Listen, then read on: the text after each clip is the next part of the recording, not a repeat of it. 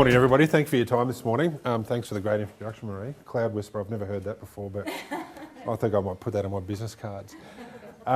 This morning, I just want to give you a bit of an overview of the cloud and a bit of a customer reference case study of a customer we're taking on a journey to the cloud right now. A few things I just wanted to cover off is what is a cloud, because it's probably an overused term nowadays. So just out of curiosity in the room, is there many businesses who are actually looking to go to the cloud or actually in the cloud at the moment? Just raise your hands. Those already in the cloud? Great. Anyone who had their hands up now who are looking to, go grab that card. What I really want to focus today on, once I get this right, is the three types of cloud. So there's a private cloud, hybrid cloud, and a public cloud at the end of the day. And really what we'll focus on today is a public cloud. But if I just talk about what the cloud is, once I get my mouse right, it's essentially a combined set of resources and infrastructure that are accessible to your users via the network that houses an individual's or organisation's IT assets. So that could be anything from your business right now, where you have servers and storage in a server room, or perhaps in a cupboard or set aside in a room somewhere in your business. Or for home users, it could be, you know, iCloud from iTunes or Google Apps and that sort of stuff too. So if we focus on the three types of clouds, most people in this room will have a private cloud right now. You'll have a series of resources sitting in your business, some servers, might have a number of servers, might have some storage. You'll certainly have users connecting to that sort of stuff as well. And that will be considered a private cloud. We've had it for years, it's nothing new. We've just whacked the word cloud onto it and decided that that's now a private cloud. The other transformation in that sort of area is what we call a private cloud, where it's just off-site in somebody else's data centre. So it's still your infrastructure, you own the assets, you own the software, but it's whacked in somebody else's data centre and you still connect to it. Private cloud's been around for decades. It's only recently that we've added the word cloud to it, and now it's suddenly a whiz-bang new topic to talk about.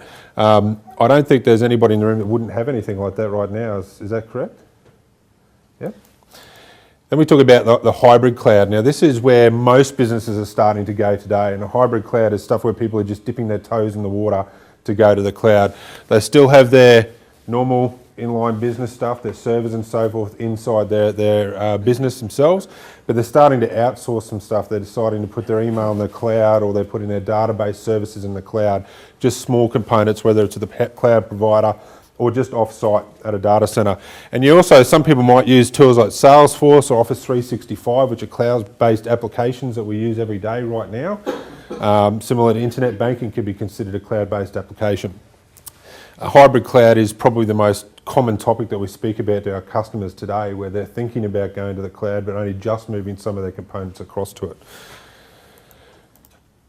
But probably the most important one I really do want to touch on is the public cloud, and this is the big talking point of the industry and most companies nowadays, and I'll cover off in a bit more detail what a public cloud is. Again, it's just a series of IT resources that people access, but the key difference here is you don't own any of these assets. These assets are owned by a third party. You share the firewall, you share the storage, you share the compute, you can share the servers and the backup and the internet with multiple other organisations. The only difference is we hive off little pieces of that cloud for your business only, but it still shares the same platform. And you connect to it via an internet connection or a dedicated connection between your office and that network. It still can consist of third-party applications, so it's probably important to say that a cloud is not just one cloud provider.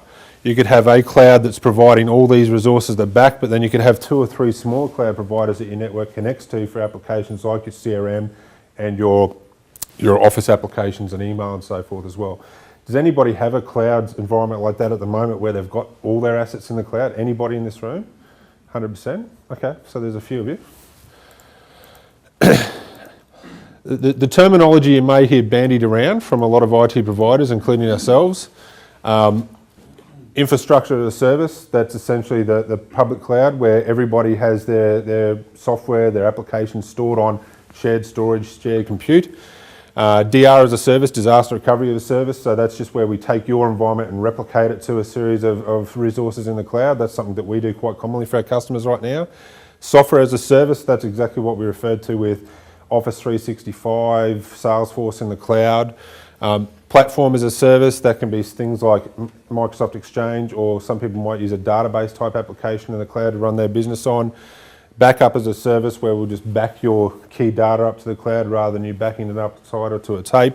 And storage as a service, where you'll use some storage in the cloud just to put some of your archived data or less used data on a day-to-day basis. Why would you move to the cloud? Well, there are multiple reasons why we talk to customers about moving to the cloud, and I'll use a case that we're working with right now. As Marie mentioned, CCIQ are transforming their organisation, and we're taking them on a journey to the cloud right now. So CCIQ are an organisation that have around 35 staff based at Spring Hill. Their ageing infrastructure is coming up to 5 years of age. It's shared with the New South Wales Chamber of Commerce, so they wanted to break it apart and move their infrastructure to a separate location.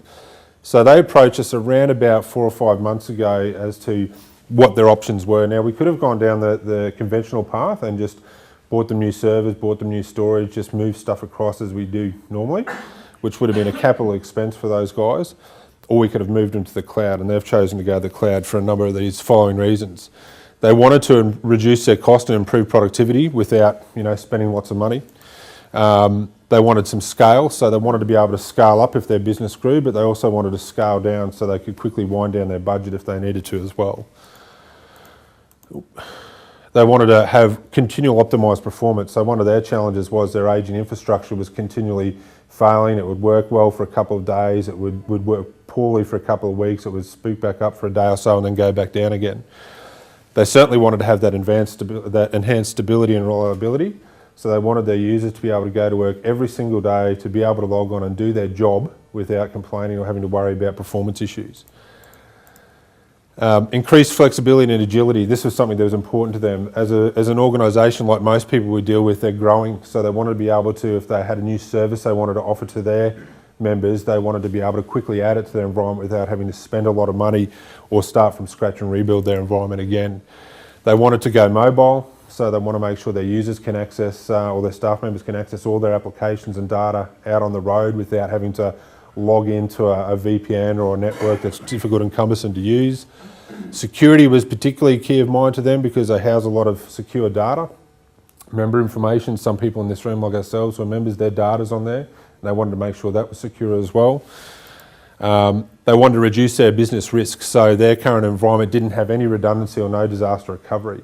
And implementing a conventional type network where we could have just replaced their servers with likewise servers, etc., would not have given that mitigated risk. We could have built some redundancy in there for them, but there would have been no disaster recovery. It would have been additional cost for them on top of their infrastructure. They definitely wanted to turn CapEx to OpEx. Now, I know that's an overused term, but they wanted controlled, predictable monthly costs. And for the accountants in the room or the CFOs and so forth, you'll always turn CapEx into OpEx via leasing and so forth.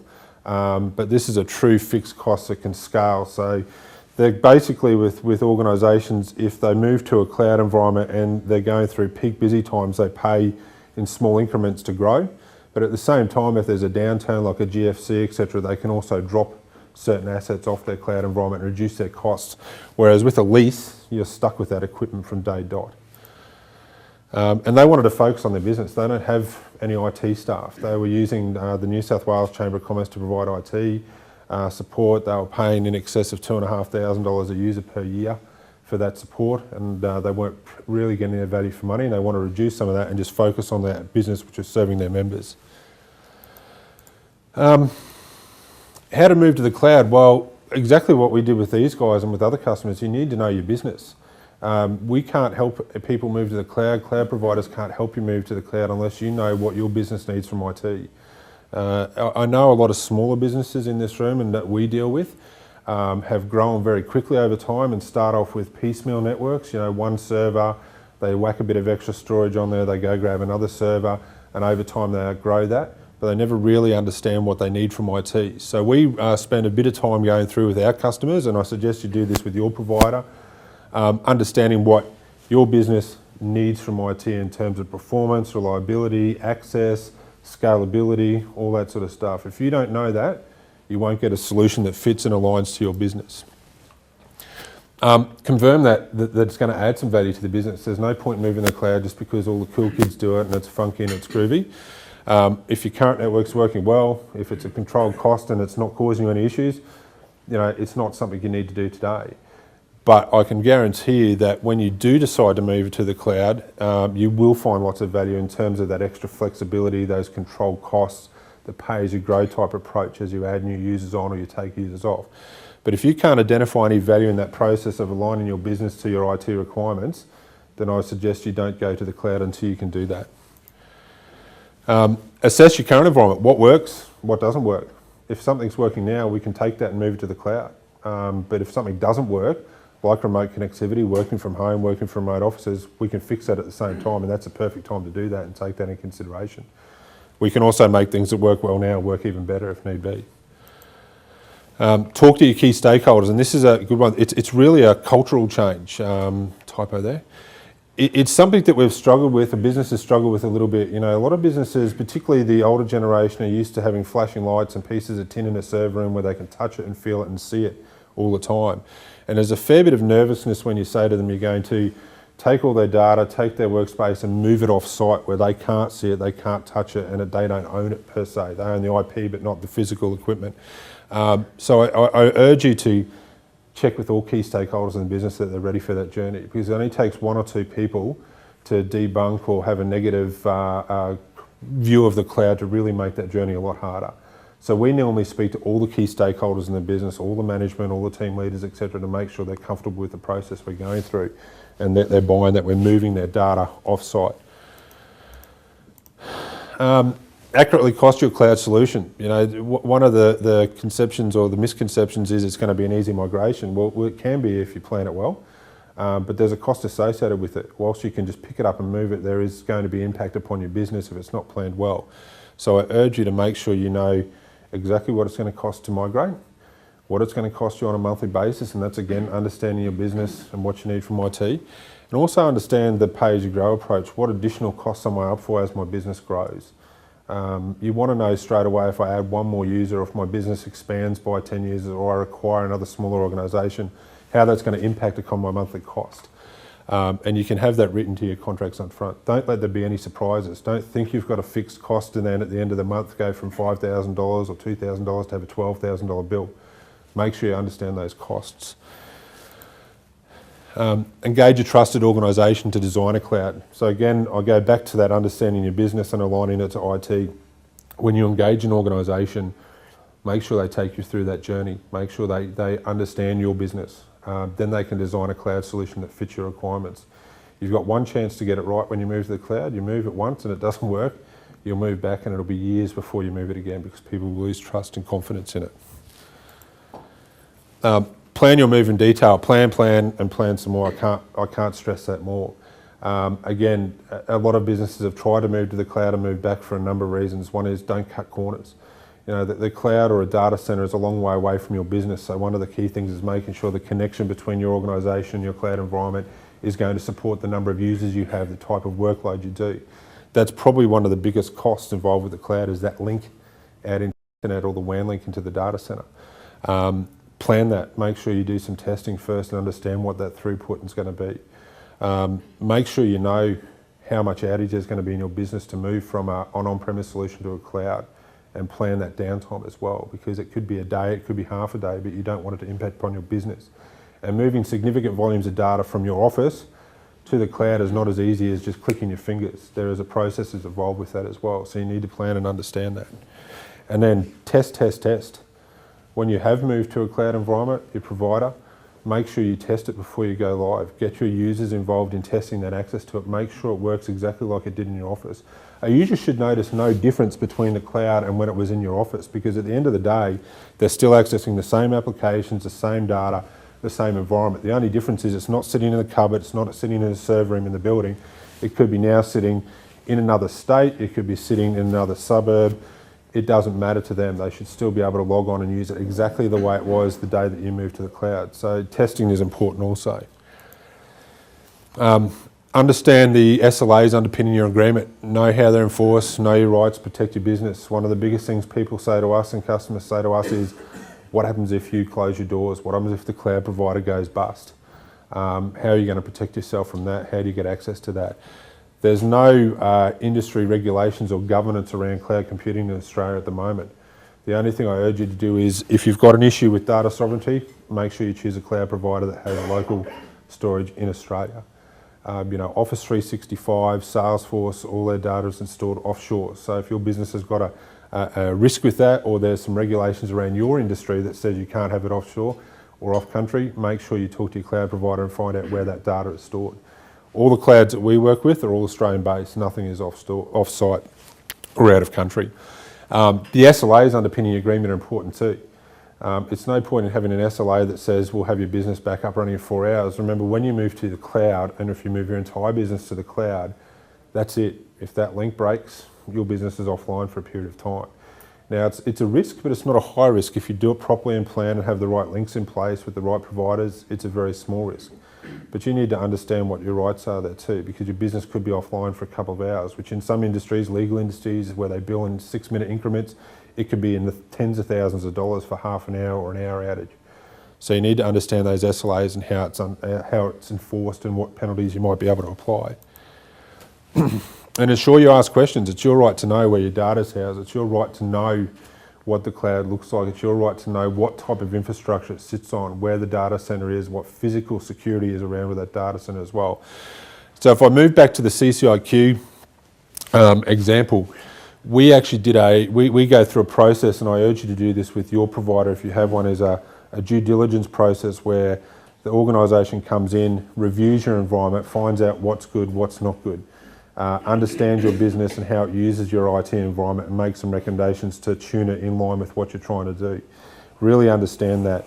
Then design a cloud solution that fits that business, and we did that with CCIQ, and we probably spent 2 months going through this process within the review process and to and fro, and truly understanding how their users access that.